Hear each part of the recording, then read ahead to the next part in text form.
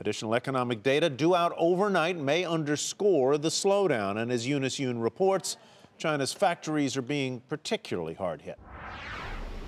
If you've ever bought a decorative glass lamp at Home Depot or Lowe's in the U.S., chances are it was made by Eric Lee.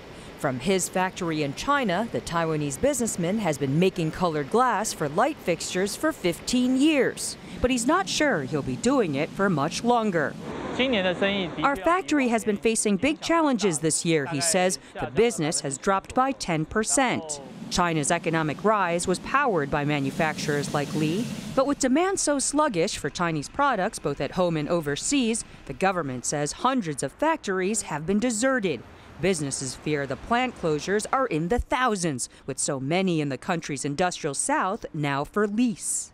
We're in the manufacturing town of Dongguan. We're in a part of the city that used to be one of the most prosperous. Business people would come from all over the world to place orders at factories here for clothing and shoes. But now this area is almost entirely abandoned. Shops like these ones that used to cater to factory workers are completely shut down. Lee had to idle his plant for 40 days over the summer because his inventory got too high. He's also been battling rising costs. Higher minimum wage and rising living standards have forced him to offer pay raises of as much as 10% every year for the past 5 years, to the current salary level of more than $1,000 a month for many of his workers.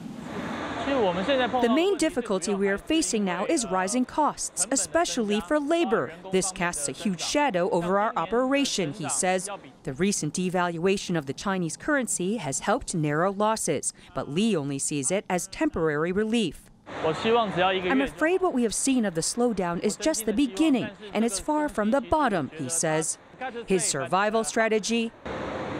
We play every day. Praying for a miracle in China's rapidly cooling economy. For Nightly Business Report, I'm Eunice Yoon in Shenzhen.